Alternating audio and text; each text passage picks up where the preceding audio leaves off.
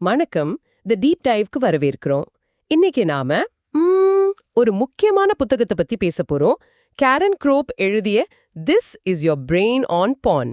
ஆமா, இந்த பேர் குறிப்பிடுற மாதிரியே போர்னோகிராஃபி, அதாவது ஆபாச படங்கள் நம்ம மூளையை எப்படி பாவிக்குது, அதிலிருந்து மீண்டு வர முடியுமான்னு தான் இந்த புத்தகம் முழுசா அலசுது.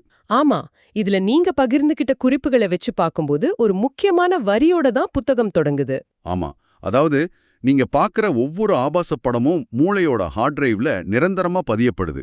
அந்த நரம்பியல் பாதை எப்போதுமே இருக்கும். அதை அழிக்கவே முடியாதா? அழிக்க முடியாது. ஆனா அந்த பாதையை பயன்படுத்தாம விட்டுட்டு நாமளே புதிய ஆரோக்கியமான பாதைகளை உருவாக்க முடியும். இதுதான் அந்த புத்தகத்தோட மைய நம்பிக்கை. சரி, அதாவது புதுசா ஒரு பாதையை உருவாக்கலாம். அருமை. தொடங்குறதுக்கு முன்னாடி புத்தகம் ஒரு மந்திரம் மாதிரி ஒரு வரியை திரும்ப திரும்ப சொல்லுது. ஆமா, ஒவ்வொரு நாளும் தவறுகள் இல்லாத ஒரு புதிய நாள். நான் மீண்டும் தொடங்கலாம். இந்த மனநிலையுடன் இந்த புத்தகத்தோட வாதங்களை ஒவ்வொன்னா பிரிச்சு பார்ப்போம்.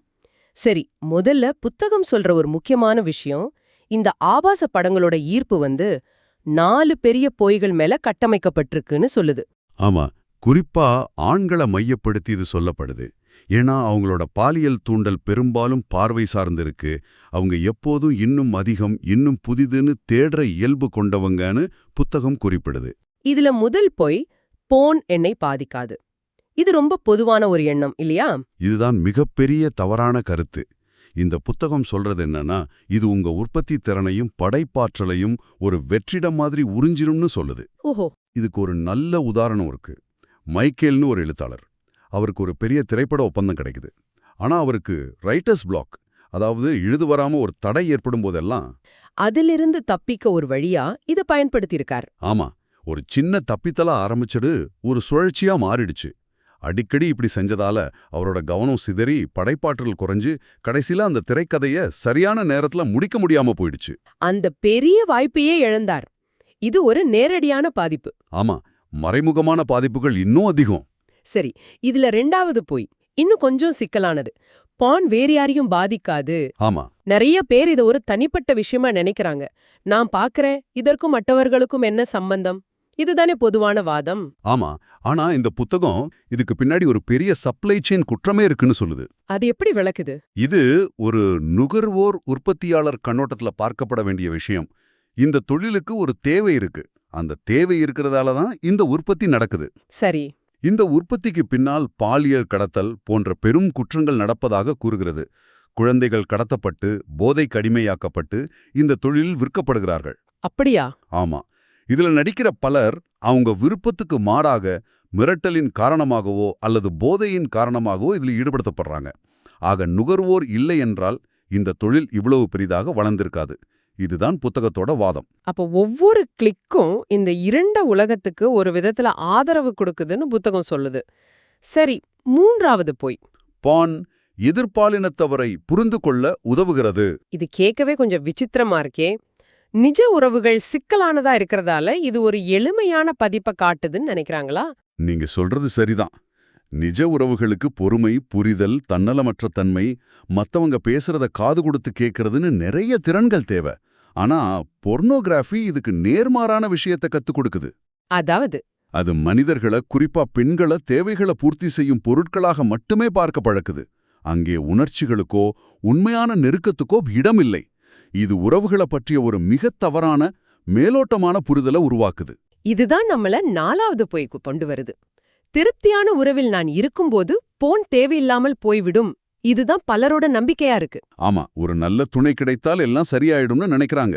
ஆனா இது ஏன் உண்மை அல்லன்னு புத்தகம் சொல்லுது. இதுவும் ஒரு பெரிய பொய்ன்னு புத்தகம் அழுத்தமாக கூறுது. காரணம் ரொம்ப எளிமையானது. எந்த ஒரு நிஜமான மனுஷனாலும் ஏர் ஃப்ரெஷ் செய்யப்பட்ட, தொழில் ரீதியா பயிற்சி கொடுக்கப்பட்ட, பணம் கொடுத்து நடிக்க வைக்கப்பட்ட ஒரு கற்பனையான பாத்திரத்துடன் போட்டி போட முடியாது. சரிதான். இதனால நிஜ உறவுகள்ல இருக்கிற துணை மேல ஒரு அதிருப்தி இயல்பாவே ஏற்படுது.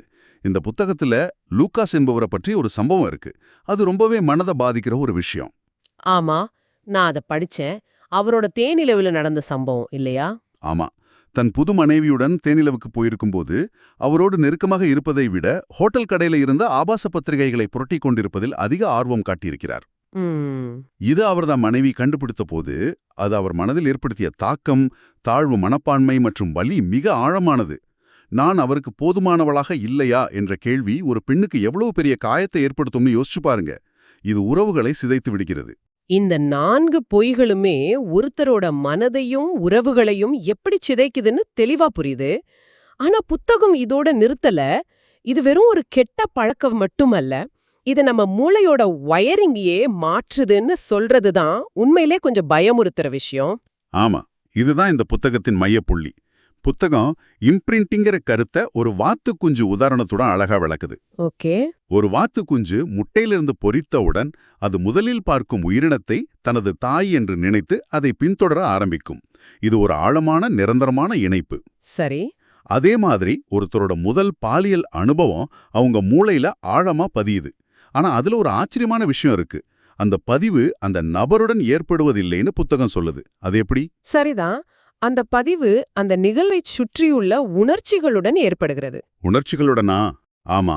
அதாவது பயம், ஆபத்து, மாட்டிக்கொள்வோமோ என்ற பதட்டம், திருட்டுத்தனமாக செய்யும் உணர்வு, இந்த உணர்ச்சிகளுடன் அந்த பாலியல் இன்பம் மூளையில் இணைகிறது. இதனால தான் பிற்காலத்தில் பாதுகாப்பான, அன்பான உறவில் கிடைக்கும் இன்பத்தை விட ஆபத்தான, தடை செய்யப்பட்ட விஷயங்கள் மூளைக்கு அதிக தூண்டுதலை கொடுக்குது. அந்த ஒரு முறை ஏற்பட்ட இணைப்பு எப்படி ஒரு சூப்பர் ஹைவே மாதிரி பெரிய பழக்கமா மாறுது? அதுக்கு புத்தகம் சொல்ற ஓமை ரொம்ப எளிமையானது. மூளையின் நரம்பியல் வலைப்பின்னல்களை ஒரு புல்வெளியா கற்பனை செஞ்சுக்கோங்க. நீங்க ஒரு முறை அதுல நடந்தா ஒரு மில்லிய தடம் உருவாகும். சரி. அதே பாதையில் திரும்ப திரும்ப நடந்தா அது ஒரு ஒற்றையடி பாதையாகும். இன்னும் பலர் பயன்படுத்தினா அது நடைபாதையாகி, பின் சாலையாகி, இறுதியில் ஒரு 6 வழி சூப்பர்வேயா மாறும். புரியுது. இளமை பருவத்துல மூளை ரொம்ப வேகமா வளர்ந்துகிட்டு இருக்கும். அப்போ திரும்ப திரும்ப செய்யற செயல்கள் மூளையில மிக வலுவான, நிரந்தரமான நரம்பியல் இணைப்புகளை உருவாக்குது.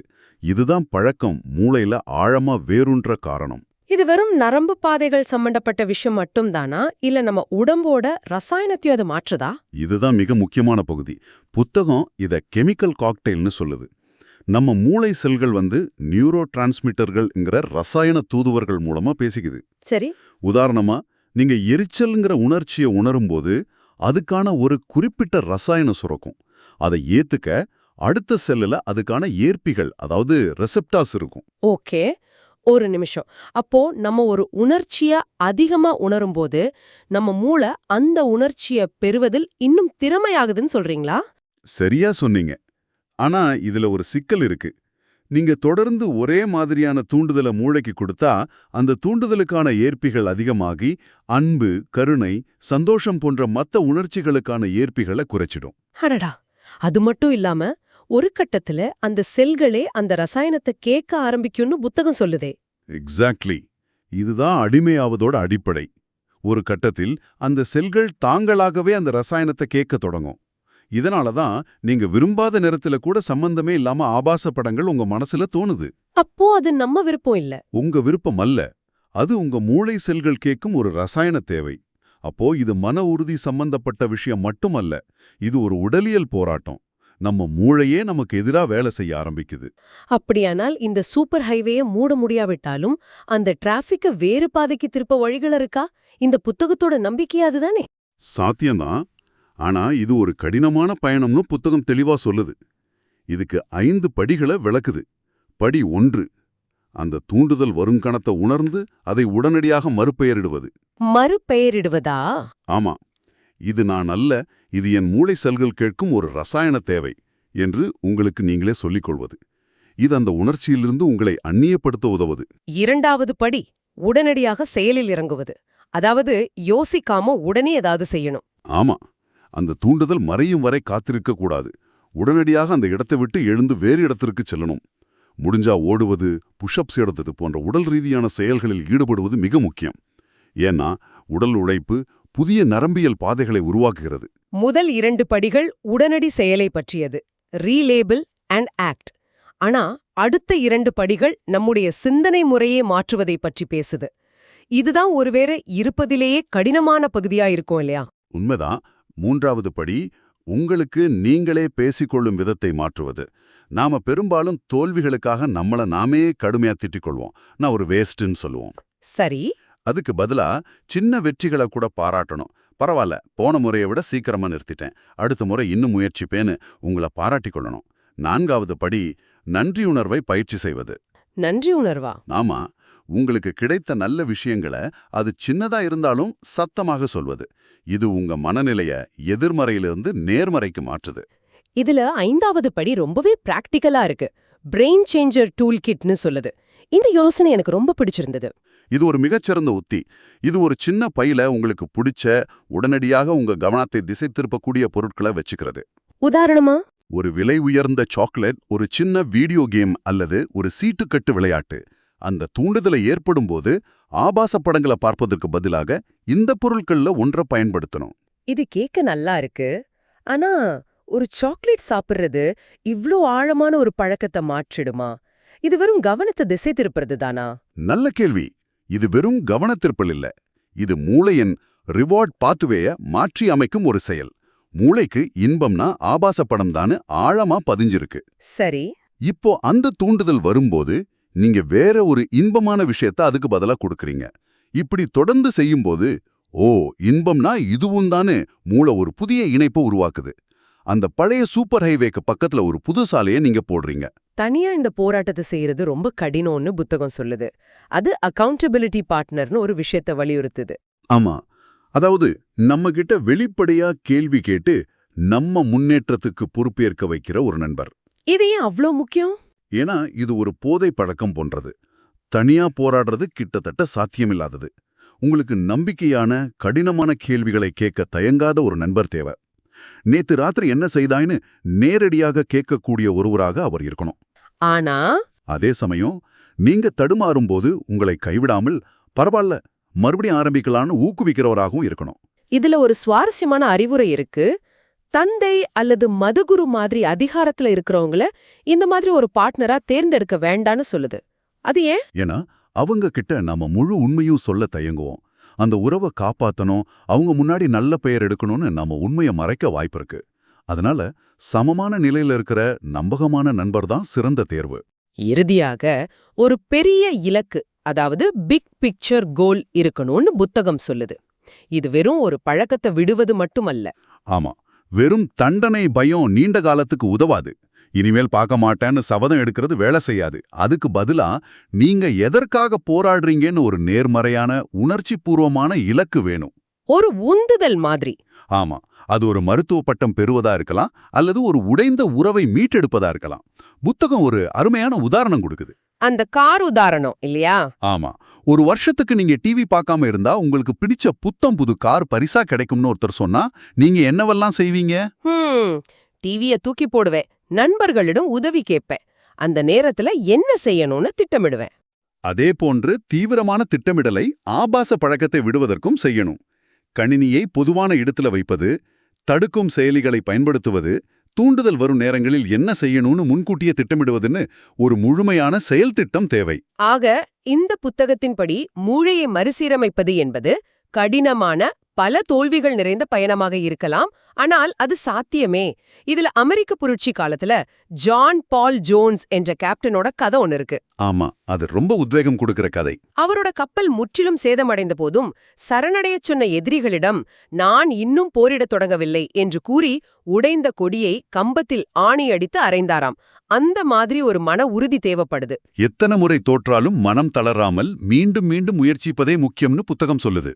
இறுதியில் இந்த புத்தகத்தின் வாதங்களை நீங்க சிந்தித்து பார்க்க ஒரு கேள்வியை விட்டுச் செல்கிறோம். இன்றைய தொழில்நுட்பமும் உடனடி திருப்தி அளிக்கும் கலாச்சாரமும் நமக்கு எல்லாவற்றையும் மிக எளிவாக்கியுள்ளன.